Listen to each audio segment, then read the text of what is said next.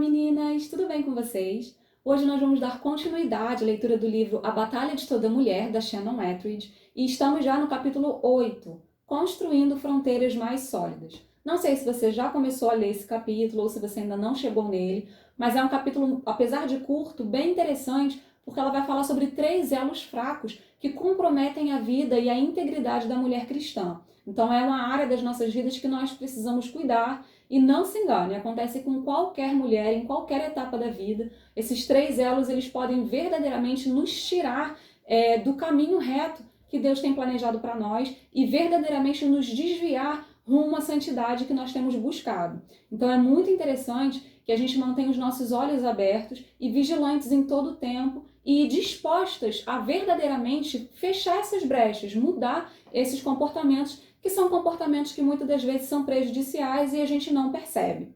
E ela começa aqui com uma epígrafe em 1 Coríntios 6, 19 e 20, que diz assim: será que vocês não aprenderam ainda que seu corpo é a morada do Espírito Santo que Deus lhes deu e que ele vive dentro de vocês? Seu corpo não lhes pertence mais, porque Deus comprou vocês por um preço elevado. Portanto, todas as partes do seu corpo são para render glória a Deus, porque o corpo pertence a ele.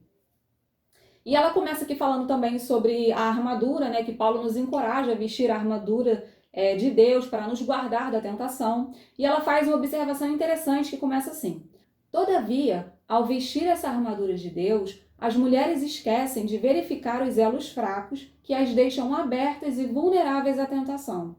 Os elos fracos e comprometedores mais comuns são roupas, companhias e atitudes.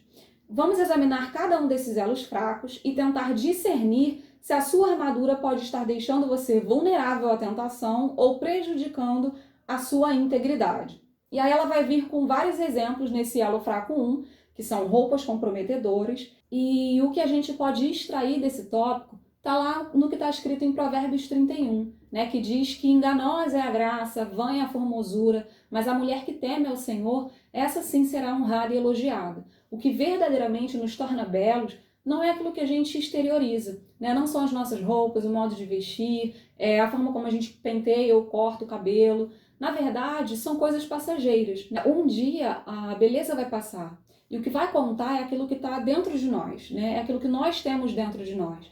Então, ela convida as mulheres a olhar para dentro de si e não para fora. Quando você tem todas as partes dentro de você bem resolvidas e irradiando a glória de Deus, você não tem necessidade de recorrer a peças de vestuário para se sentir mais bonita ou para atrair alguma pessoa. O que importa, na verdade, é que você seja verdadeiramente bem vestida por dentro. E tem um outro versículo de Provérbios que eu gosto muito, que diz que como uma joia de ouro num focinho de porco, assim é uma mulher bonita que não tem discrição. E quando ele fala de discrição nesse versículo, ele não está falando só na questão de discrição ao se vestir, mas está falando de todo um comportamento, né? Se a mulher, às vezes, ela está até bem vestida, mas quando ela abre a boca, né, só sai coisas que não edificam ninguém, palavras de maledicência, que verdadeiramente não valem a pena, é como se fosse uma joia de ouro no focinho de porco, né? Não faz diferença nenhuma, não vai trazer beleza nenhuma. Então, nós precisamos tomar um cuidado com isso. Mas se ainda assim você tiver dúvidas sobre a questão do seu vestuário, você pode procurar uma conselheira, você pode procurar uma amiga de confiança e fazer algumas perguntas, ou até para você mesma na frente do espelho, algumas perguntas que nós já falamos aqui em capítulos anteriores. A quem eu estou querendo agradar vestindo essa roupa? Qual é o objetivo? Então você precisa se vestir de uma forma confortável para você e uma forma que verdadeiramente expresse quem você é. Né? As roupas também falam um pouquinho de nós. A forma como nós nos vestimos transmitem também um pouquinho daquilo que nós temos por dentro. Segundo elo fraco, companhia comprometedora. Por mais atentas que estejamos para nos tornarmos mulheres íntegras sexual e emocionalmente, a companhia que mantemos pode destruir os esforços mais sinceros. Embora devamos ser responsáveis por nossos atos, é preciso assegurar que os outros também façam isso. E nesse tópico ela vai dar alguns exemplos de mulheres que caíram nessa área e ela fala muito sobre a amizade e a companhia do sexo masculino, né? Então ela fala para as mulheres não se deixarem enredar por ilusões, por tentações, ou até mesmo por ilusões, né, por aquilo que a gente está vendo no momento. E ela fala sempre muito voltada para o sexo masculino. Mas eu gostaria de abrir um parêntese aqui também para certas companhias do sexo feminino, que também acontece, né? Como diz aquele velho ditado, diz-me com quem andas que eu te direi quem és. É praticamente assim que funciona, né? Existem determinadas companhias que nos influenciam a tomar certas decisões, que nos fazem ir a lugares onde a gente nunca foi, que nos fazem ver coisas que a gente nunca se interessou em ver ou participar de determinados eventos que nós nunca nos interessamos em participar. Então as influências de amizade, elas funcionam como um imã. Elas verdadeiramente nos puxam, nos sugam e nos arrastam para lugares que a gente não pode prever onde vai parar. Então, muitas das vezes, mulheres que querem sair de determinada situação da sua vida e não conseguem, se ver presas, muitas delas se veem presas justamente por conta dessas amizades. Elas não conseguem largar essas amizades e automaticamente elas não conseguem sair daquele caminho que, por mais que elas se esforcem, por mais que a mente queira, elas não conseguem porque sempre tem aquela amiga que puxa ela para aquele lado. Então, repensar, né, as nossas amizades e até mesmo colocar fim em algumas pode ser uma solução um pouco mais saudável para que a gente possa nos livrar de certas situações que nos expõem à tentação, que nos expõem ao pecado, que nos expõem a um caminho fora da integridade, da santidade cristã.